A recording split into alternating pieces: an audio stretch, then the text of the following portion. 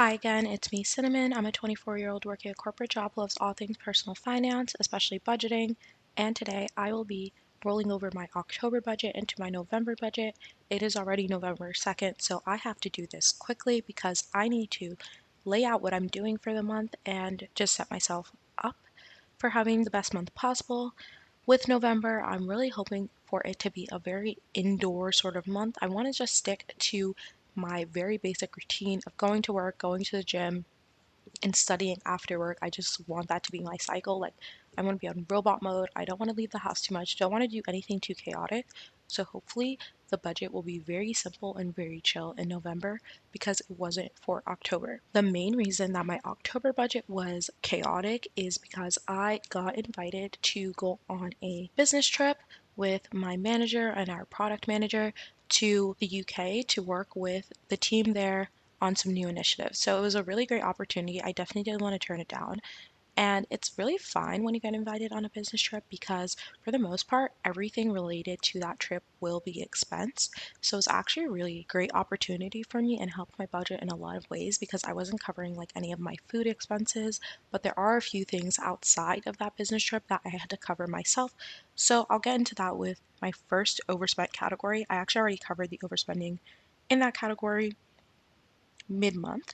So the first overspending I did was that I went to go get my hair done, and that was an extra $150. And the reason why I got my hair done was not only to look more professional during the trip, that's like the lowest of the reasons though. The main reason was because I also used that trip to take time to see family, and I knew that if my mom saw me in pictures with my hair looking crazy, it would not be a good day for either of us. So I definitely wanted to get my hair done then, and that was an unexpected $150. I've gotten pretty good at doing my hair myself, and I invested in a lot of hair products in the month of October as well. My boyfriend had like $100 Amazon gift card, so I just used that to pay for like a bunch of new hair products. So it did sting a little bit because I won't be able to really use those products with my like current hairstyle until maybe November. So yeah, that was my first overspending. Unrelated to my business trip, I did have a lot of social overspending. I tried to cover a little bit of that mid-month as well, but then I had a very last minute social activity, which was Halloween day. I went out to get dinner with my friends in our costumes, and that cost me $47.36, so I still have to cover that. But yeah, overall, very high social spending month at $422.24, and that can't be put on just one thing. I think this month was just a month where there was a lot of generosity with my friends. I went to go get a pedicure with my roommate and she actually paid for me, so that was about like $70. So then when we went to a concert together later in the month, I covered all of our food and parking stuff.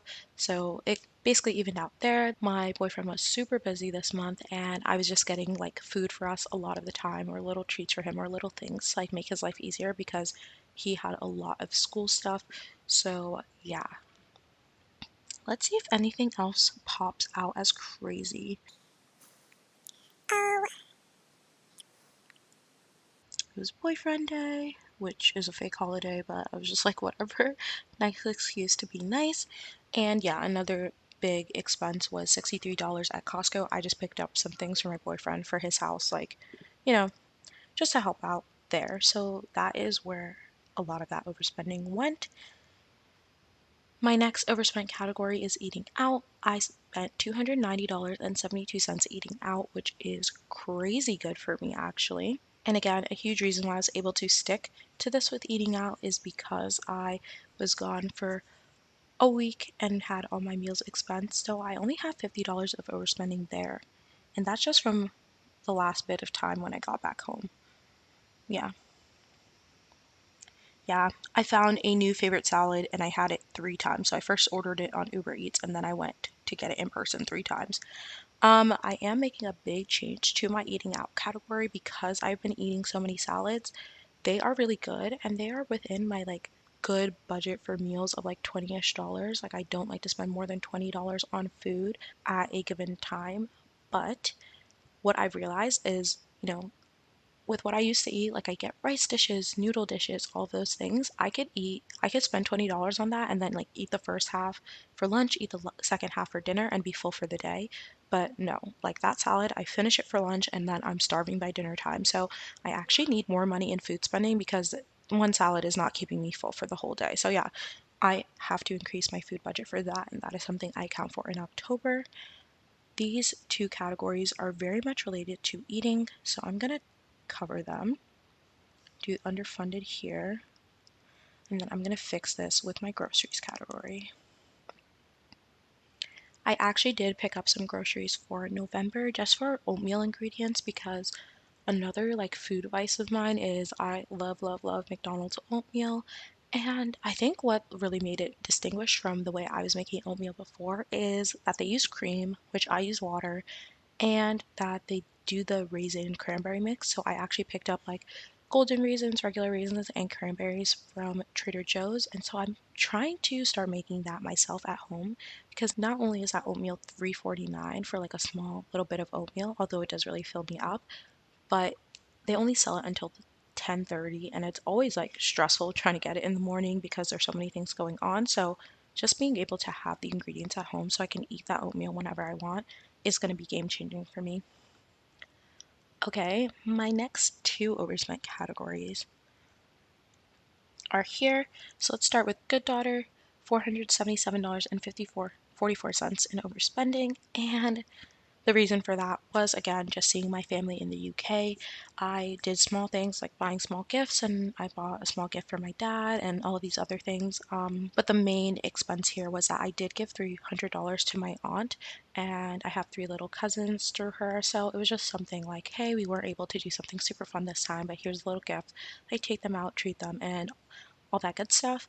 I'm sounding pretty chill about it talking now, but it was kind of stressful for me because, at least in my culture, it's not super duper optional, this type of like gifting, um, which it's also sort of weird because I don't know when that like age starts from you're the one receiving all of these gifts to like you're the one giving all of these gifts and all of these things, but I'm just not someone who super duper believes in like gifting culture. Like I don't super like receiving gifts, and I do like giving like actual gifts if I think there's something someone needs, but I don't know. It just doesn't feel very optional. So it's kind of a little stressful because I wasn't expecting to spend money going to the UK, like at least that much money going to UK, um, because it was a business trip and I knew everything would be expense. So I wasn't really rearranging my budget to make it work. And then realizing, oh yeah, I'm going to be seeing my family. So I do have to like shell out money for these gifts. Sort of last minute kind of stressed me out. But I figured a way to make it work, and I just want to be way more relaxed with these things going forward. So I have this overspending here. I also have $99 of overspending in my hobbyist category because of just Apple Care. Again, memo, cancel. I have 30 days to cancel it. So I'm just going to do underfunded here. And I know I have enough in my discretionary holding to fix this underfunding, but that makes me super nervous because now I have nothing in my buffer account, and that was like my greatest comfort, right? So a little bit nervous going into November. Okay. All my overspending has been covered and explained, and I think that's also pretty much given a good overview of what my month has looked like. So let's get into November things. Notice how professionally slow my computer is being. So for November, I wanted to first do this laying out of my income, my deductions, and my allowances to figure out how much I can invest. So I'm expecting around $21,000 in income, and this time I am throwing in what I'm expecting for my stock payout because normally I like to ignore my stock payout, but as I'm getting into higher positions, that is going to become the majority of my compensation. So I don't feel like the idea of just ignore your stock until it pays out is going to be super realistic in the long term because if I do start incurring like higher expenses, I am going to be relying on that to cover those expenses. So I need to have an understanding of how to estimate what that's going to bring in. It is, super risky. The stock can drop, and now I get why people get so upset at work when there is a bad period in the stock market. But I'm just going to estimate it, keep my expenses fairly low, figure it out if things change, and just roll with those punches. And yeah, just breathe. Like, I have to just acknowledge it, but when the time comes that something goes left, handle it, and I will show you guys how I handle it for the first time and then figure out a routine from there. So yeah, these are my estimates, and overall that comes to an income amount of $21,083.46, and yes, this is gross. Then I do my paycheck deductions, health insurance, HSA contribution, 401k contribution, taxes I'll be paying on the stock. I'm also going to be setting aside $1,200 for extra taxes because with my new promotion, I was able to re-estimate what I would think I would owe in taxes, and I saw that I would be under by about $1,800 for federal, but over by $600 for state. So this is what I'm setting aside, and I'm gonna figure out how to prepay them and all that stuff. So yeah. Um, Anything notable here? Only thing that is notable to me is that my health insurance in 2 years, we just got our open enrollment stuff out, and I saw that our health insurance from 2023 was about $18, and in 2024 or 2025, it's going to be over $36. So that means it's over doubled in 2 years, which is insane to me. And before, I always got health insurance, even though I'm still covered by my mom's health insurance because it allowed me to get an HSA account, and my premiums were essentially free with what my employer contributed to my HSA account. But that's no longer the case with the cost of health insurance doubling. So I'm still like unsure if I'm going to go into 2025 with health insurance or just enjoy the last few years of being under my parents. Anyway, overall, in paycheck deductions and all that, I will be taking out $9,145, which leaves me with $11,937 to budget with. So I already know what I'm taking out of that money. That will be like what I'm allowed to spend, and I'm going to set aside $3,605 for my core spending allowance, $727.47 for my sinking fund allowance, and both of these numbers together are going to get me towards spending at most $52,000 in the year. So that is how I came up with these numbers. And for my giving allowance, I'm setting aside $1,500. So if you saw my last budget video, you might have seen that this was $800, but because I did some giving, unexpected giving in October, $300 worth, I just deducted that from November. And so I feel like overall across the months, my budget is balancing out to what I want it to be. I haven't fully decided how I'm going to divide this up between the three organizations that I'm like primarily interested in. Okay. So after my allowances, I am going to have $6,104.37 remaining. And this giving allowance, I am not going to count towards my personal spending. That is something I haven't set up my ynab budget to handle very well yet, but in 2025, I'm redoing the budget to handle that much better. So, yeah.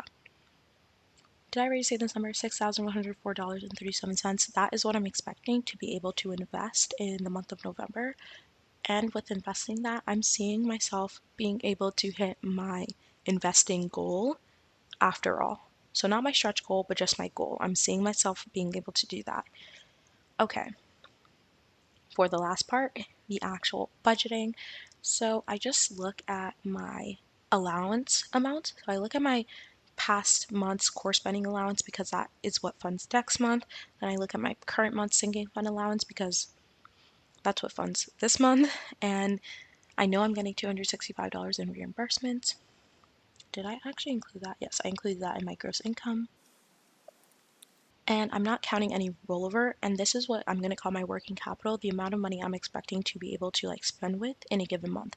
So if I'm traveling in a month and I'm going to be taking from my travel sinking fund, I'm going to include that in relevant rollover or another, row of its own just to call that out. So overall, $4,598.33 to budget with. And this is an experience I could definitely replicate on ynab. And I was trying to understand, like, I could just look at all of these amounts on ynab and move the money into the next month. Why don't I like doing that? Not only do I not really like budgeting at least my core spending a month ahead, fine, but I don't really like budgeting ahead with ynab because I like to know like really granular things I'm going to spend on in the month when I'm planning, but I don't necessarily want to create a new line item in ynab for that. Create the new line item, set the target, then have the transaction go to that line item, then delete that line item, have all of the transactions mapped to like a category group, that is additional work. And I think it just more clicks than it is to do a specific category in Google Sheets. So I like to have really, really granular stuff detailed in Google Sheets for that reason. So I have my core spending taken out, which I just have under the usual. So this is what I'm expecting in my like rent, renter's insurance, all this like really, really fixed stuff that I have to pay. And then I have some of the things that are more variable that I know I'll be doing this month called out. So I have fiber supplements. I'm getting 2 sets of those supplements and they should last me for the month, and that should be about $60. I'm debating whether I want to get an ultrasonic cleaner, and there's a huge price range for that. So I just have it listed here, but not a price because I don't think I'm going to actually get the ultrasonic cleaner in November. Maybe. Oh my God, is November when Black Friday is? Maybe I will because of Black Friday. I didn't even think about Black Friday shopping. Maybe I probably will if it's a really good price for Black Friday, but I also can't decide which one to get. So ultrasonic cleaner, something I'm calling out. I'm doing 2 volunteering sessions. I quit my last volunteering job. I think I mentioned that in a video just because like it was not working out. But I am interviewing with a new organization in November, and if it goes well, I'm gonna try to fit 2 sessions in, and I have to Uber there. It actually is pretty close to my boyfriend's house, so I'm expecting only to need like $15 in the Ubers. One way, usually one way Uber, and then take the train back or take the bus back is usually how I do things, because if I Uber, I can definitely get somewhere on time versus like taking the bus or the train or anything like that. So $30 in spending for that. And then Friendsgiving, if I want to pick up like something light to contribute or anything, $30 for that.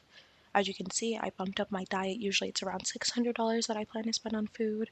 And I've been decreasing that because I've been splitting my expenses on food with my boyfriend more. But he doesn't like eating salads as much as I do. So my salad runs are all me. And so, yeah, I bumped that to like $720 because the salads come out to $15 to $20 and I definitely need another meal after that. So, yeah, 720, it's really high, but I also feel relieved because I know for sure I am not going to be going over budget on food and having to rework everything. Then I've just done some general estimates for what I think I'm going to spend on transportation, health and hygiene, skill development, aesthetic expenses, and social activities. Social activities, I really want to be at a zero. I want to be home, home, home all day, but things might come up, and I know I'm going to at least meet up with one of my former coworkers. So I have $90 set aside for that. Lastly, I have $300 of a buffer set up, so I'm rebuilding my buffer. So I'm actually doing a little bit better in the budget than I think because if I stay on plan with everything here, I will actually just be building up $300 in my buffer category and getting that back to a state where I can relax and breathe more. So that's my core spending. And then I have some things I want to do that will be related to my sinking funds. So I want to get my learner's permit again. I want to do my furniture removal this month, return my bike, and also go to the doctor at some point. I've also been looking at writing workshops, and this is something that you'll be seeing more in 2025. I just want to start taking classes and really investing in myself and my skills more. So it is around $400, one of the initial ones I saw, but I've also seen ones as high as like $1,000, a couple $1,000. Um, I'm not committed to one right now, and I was going to try to start one in November, but I just realized I have way too many things on my plate. So I set that aside and just have this like price reminder here to remind myself to sign up. Probably mid like March 2025, I could see being a good time for that. And lastly, I want to put $600 into my New York sinking fund. I originally wasn't going to spend much in New York beyond just the flight and then like spend normally once I'm there, but I decided I actually want to do like something nice for my family. So I'm setting around $600 to do things with them. It might be one thing, it might be multiple things, but I'm just like in that season. I don't know. I feel like giving and, helping my friends, helping my family, that's like just resonating more with me at this time. I don't know what's happening. I think I'm just like, even though I still feel anxious about money, I don't feel totally confused, and I don't know how else to put it other than unsafe. Like, I feel very safe with money. I feel like I've actually built a safety net for myself, and with that, like, my behavior is completely changing just like naturally. I don't know. I don't know. I'm happy with it, but it's like such a weird thing to be happening to me. I'm trying to figure it out. Okay. Anyway, thank you for watching. I hope you guys have a great day. Yes, it does show that I will be $75 over with doing this, but I'm not worried about that because I'm pretty sure I'm gonna underspend here, and that $75 will just end up coming from my discretionary anyway. So, yeah, if I really want to make this a good looking budget, I'll just fix that now.